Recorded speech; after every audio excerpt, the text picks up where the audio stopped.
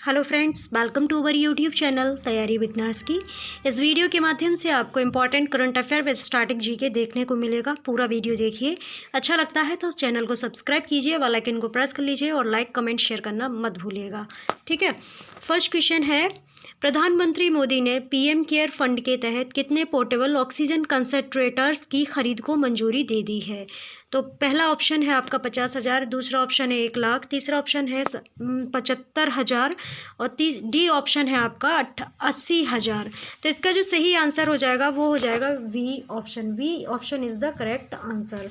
ठीक है, प्रधानमंत्री मोदी ने 28 अप्रैल 2021 को पीएम केयर फंड से 1,00,000 पोर्टेबल ऑक्सीजन कंसंट्रेटर्स खरीदने की मंजूरी दे दी है। इस फंड के तहत पहले से स्वीकृत 713 pressure swing abortion PSA plants के अतिरिक्त 500 नवीनतम पीएसए ऑक्सीजन प्लांट्स की खरीद के लिए भी अनुमति दी गई है। पीएसए प्लांट संयंत्रों की स्थापना और पोर्टेबल ऑक्सीजन कंसंट्रेटर्स की खरीद से जहां मांग अधिक है, वहां ऑक्सीजन की आपूर्ति बढ़ाने में बहुत अधिक मदद मिलेगी। अब यहाँ ऑक्सीजन की बात हो रही है बार बार से, तो आपको ये पता है कि ऑक्सीजन को प्रोड्यूस कैसे करते हैं, how to produce oxygen.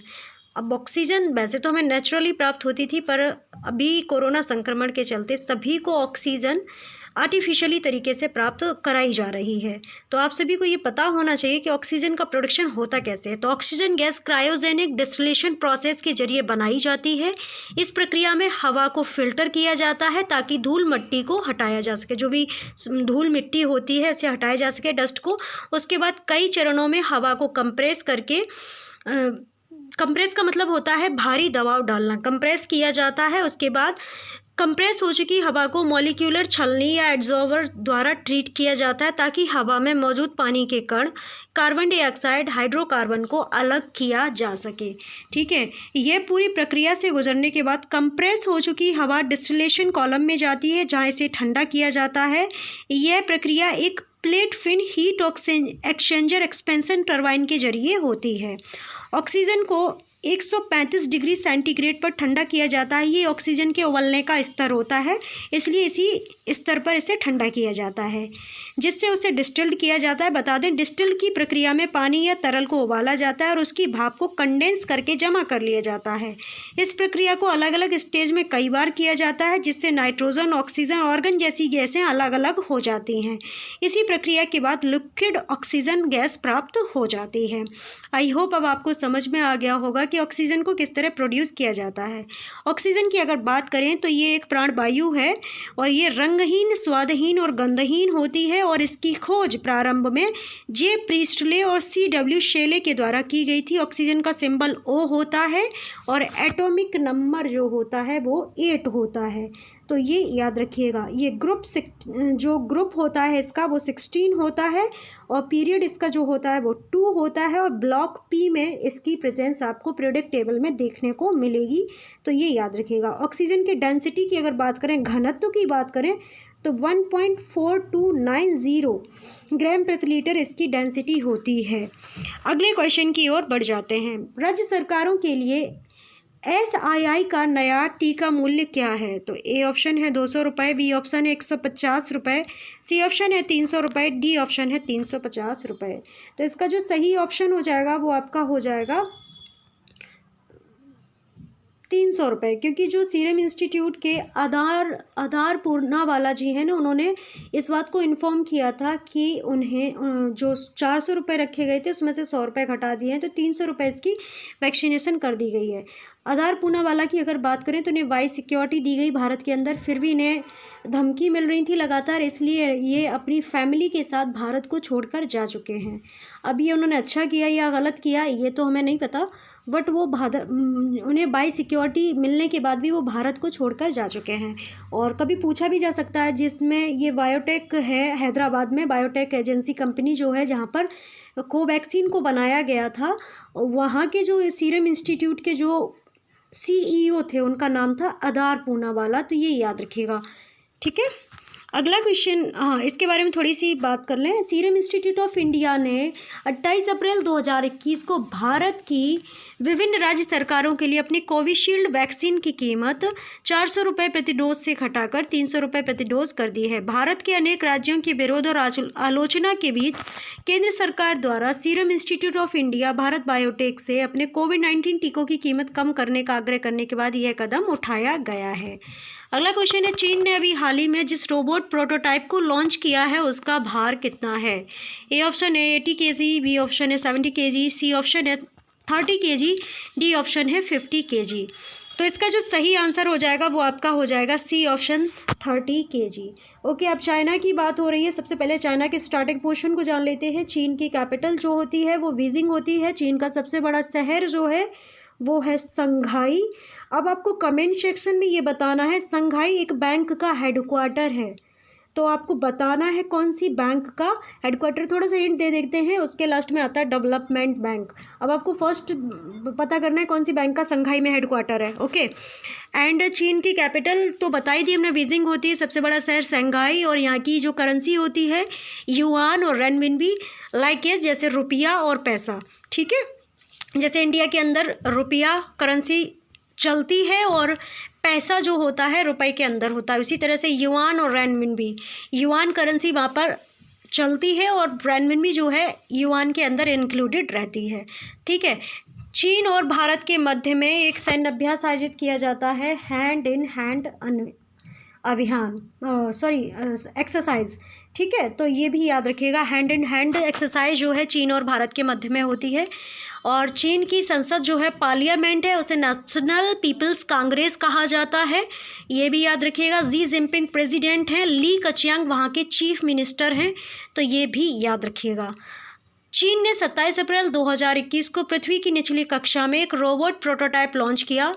Shenzhen स्थित ओरिजन स्पेस द्वारा विकसित किया गया यह 30 किलो का रोबोट भविष्य की तकनीकों का मार्ग प्रशस्त करेगा, जो क्षुद्र ग्रहों पर एस्टेरॉइड्स जो होते हैं खनन करने में सक्षम होगी। चीन का NEO-01 मलबे को इकट्ठा करने के लिए एक जाल नेट का उपयोग करेगा और फिर इसे पूरी तरह से अपने इलेक्ट्रिक प्रोपल्सन सिस्टम के माध्यम से जला देगा। ठीक है, अगला क्वेश्चन है, चांसलर गुड गवर्नमेंट इंडेक्स 2021 में भारत की रैंक क्या रही है? ए ऑप्शन है 54वीं, बी ऑप्शन है 67वीं, 36वीं और 49वीं। तो इसका जो सही आंसर हो जाएगा वो आपका डी ऑप्शन हो जाएगा, जो आपकी CGI इंडेक्स है उसमें भारत को 49वां स्थान प्राप्त हुआ है। विश्व स्तर पर सरकारी क्षमताओं और परिणामों के मामले में 104 देशों के बीच चांसलर गुड गवर्नेंस इंडेक्स 2021 में भारत को 49वां स्थान प्राप्त हुआ है। भारत का सूचकांक स्कोर 0.516 था। इस इंडेक्स में कुल 0.848 अंक लेकर फिनलैंड पहले स्थान पर रहा है और इसके बाद क्रमशः स्विट्ज़रलैंड, सिंगापुर, नीदरलैंड और डेनमार्क के नाम टॉप 5 में शामिल हुए हैं। ठीक है, चांसलर गुड गवर्नेंस इंडेक्स जारी करने वाले चांसलर इंस्टीट्यूट ऑफ गवर्नेंस का मुख्यालय जो है सिंगापुर में ही है। सिंगापुर सिटी इसकी कैपिटल होती है और सिंगापुर का जो FDI है भारत के अंदर सबसे ज़्यादा रहता है, तो ये भी याद रखिएगा। अगला क्वेश्चन है, रिलायंस फाउंडेशन के शहर में 1000 बेड की कोविड देखभाल सुविधा स्थापित करेगा? तो ए ऑप्शन है जामनगर, बी ऑप्शन है पोरबंदर, सी ऑप्शन है पुणे, डी ऑप्शन है नागपुर। तो इसका जो सही आंसर हो जाएगा वो आपका क्या हो जाएगा? जामनगर, गुजरात। ओके, तो इसका सही आंसर क्या हो जाएगा? जामनगर, गुजरात। रिलायंस फाउंडेशन ने जामनगर में ऑक्सीजन की आपूर्ति के साथ 1000 बिस्तर वाली कोविड देखभाल सुविधा स्थापित करने का निर्णय लिया है। ये सभी सेवाएं नागरिकों को उपलब्ध मुफ्त में कराई जाएंगी और इन सुविधाओं को स्थापित करने के साथ ही इनके संचालन की पूरी लागत रिलायंस द्वारा वहन की जाएगी। इन कोविड केयर सुविधाओं से जामनगर, द्वारिका, खंभालिया, पोरबंदर और सौराष्ट्र के अन्य क्षेत्रों में रहने वाले लोगों को राहत मिलने की उम्मीद है। रिलायंस की अगर बात करें तो इसका हेडक्वार्टर मुंबई में है और इसके जो MD एंड CEO हैं मुकेश अंबानी जी हैं, सभी को पता है। और इसके जो को-फाउंडर थे जिनने इनकी स्थापना की थी वो थे धीरूभाई अंबानी। तो ये सारी बातें याद रखिएगा। गुजरात की बात हो रही है तो गुजरात की कैपिटल जो होती है गांधीनगर होती है और इसे गिफ्ट सिटी भी कहा जाता है। अहमदाबाद को मैनचेस्टर ऑफ इंडिया कहा जाता है, तो ये भी याद रखिएगा। एंड अहमदाबाद जो है गुजरात का सबसे बड़ा शहर है और ये साबरमती नदी के किनारे बसा हुआ है। एंड गुजरात का जो स्थापना दिवस है कल ही था, 1 मई 1960 को गुजरात का गठन हुआ था। इसी दिन महाराष्ट्र का भी गठन हुआ था, तो ये भी याद रखिएगा। गुजरात के वर्तमान में सीएम विजय रूपानी जी हैं और राज्यपाल या जो गवर्नर हैं वो आचार्य देवव्रत हैं। गुजरात में गिरि राष्ट्रीय उद्यान है जिसमें एशियाटिक लॉयंस का संरक्षण किया जाता है। गुजरात में सबसे इम्पोर्टेंट है साधु बेट घाट, नर्मदा नदी का तट, यूनिटी स्टैचू ऑफ यूनिटी जो कि 182 मीटर की विश्व में सबसे ऊंची स्टैचू है, जो है सरदार वल्लभ भाई पटेल की। सरदार वल्लभ भाई पटेल की जयंती 31 अक्टूबर को मनाई जाती है और इसका जो इनोवेशन हुआ था इस मूर्ति का, वो भी क्या कहते हैं, इनोवेशन नहीं, मतलब उद्घाटन जो हुआ था वो हुआ था 31 अक्टूबर 2019 को। तो ये भी याद रखिएगा। 31 अक्टूबर 2019 से एक चीज़ और याद रखिएगा, 370 हटाया गया था। उसके बाद जम्मू कश्मीर और लद्दाख को केंद्र शासित प्रदेश बनाया गया था। सारी चीज़ें अगर कनेक्ट करके पढ़ते जाएंगे तो सारी चीज़ें एक साथ से इंक्लूड करेंगे तो एक साथ से आपका माइंड रिवाइंड करेगा और सारी चीज़ें याद हो जाएंगी। ठीक है, अगले क्वेश्चन है, किस देश ने एक सप्ताह के भीतर भारत में एक बड़ा ऑक्सीजन संयंत्र भेजने की योजना बनाई है? ए ऑप्शन है कनाडा, बी ऑप्शन है जर्मनी, सी ऑप्शन है स्वीडन, डी ऑप्शन है इटली। तो इसका जो सही ऑप्शन हो जाएगा वो क्या हो जाएगा? तो इसका जो सही ऑप्शन होगा वो आपका हो जाएगा जर्मनी। ओके, जर्मनी की कैपिटल होती है बर्लिन, करेंसी होती है यूरो क्योंकि ये यूरोप कॉन्टिनेंट का देश है।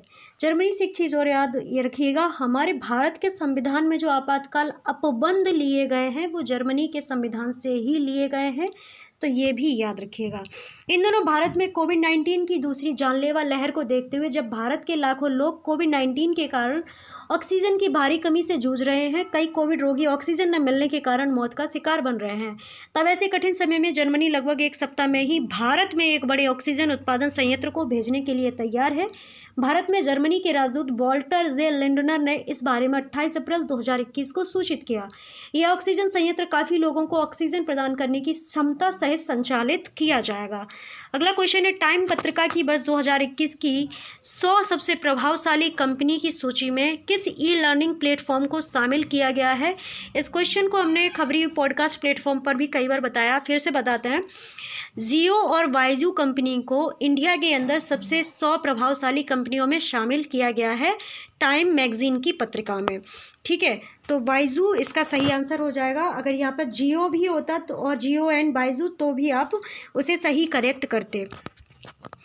दो भारतीय फर्मों रिलायंस के जियो प्लेटफॉर्म्स और ई लर्निंग स्टार्टअप वाइजू को टाइम पत्रिका की वर्ष 2021 की 100 सबसे प्रभावशाली कंपनियों की सूची में शामिल किया गया है। टाइम पत्रिका ने अपनी वेबसाइट पर यह उल्लेख किया कि भविष्य को आकार देने वाली ये कंपनियां पहली बार 100 सबसे प्रभावशाली कंपनियों के तौर पर इस लिस्ट में शामिल हुई हैं। वाइजू कंपनी को डिस्क्राइबर कैटेगरी में और जियो प्लेटफॉर्म को इनोवेटर्स कैटेगरी में सूचीबद्ध किया गया है। अगला क्वेश्चन है, चीन से एक अंतरिक्ष खनन स्टार्टअप ने किस तारीख को पृथ्वी की निचली कक्षा में एक रोबोट प्रोटोटाइप लॉन्च किया है? तो चीन ने, अभी हमने ऊपर एक क्वेश्चन डिस्कस किया था उसमें हमने बता ही दिया कि जो है एक रोबोट लॉन्च किया गया। क्यों? जो ऊपर गंदगी होती है, कचरा होता है, उसको इकट्ठा करके उसको जलाने के लिए। तो 27 अप्रैल 2021, 22 अप्रैल, तो इसका जो सही आंसर हो जाएगा वो ये ऑप्शन ही हो जाएगा। 27 अप्रैल को ये लॉन्च किया गया था रोबोट प्रोटोटाइप। ठीक है, चीन ने एक अंतरिक्ष खनन स्टार्टअप ने 27 अप्रैल 2021 को पृथ्वी की निचली कक्षा में एक रोबोट प्रोटोटाइप लॉन्च किया जो एक बड़े नेट जाल के साथ अन्य अंतरिक्ष यानों द्वारा छोड़े गए मलबे तथा कचरे को हटा सकता है। ठीक है, इस NEO-01 को चीन ने लॉन्ग मार्च 6 रॉकेट पर अन्य उपग्रहों के साथ लॉन्च किया था।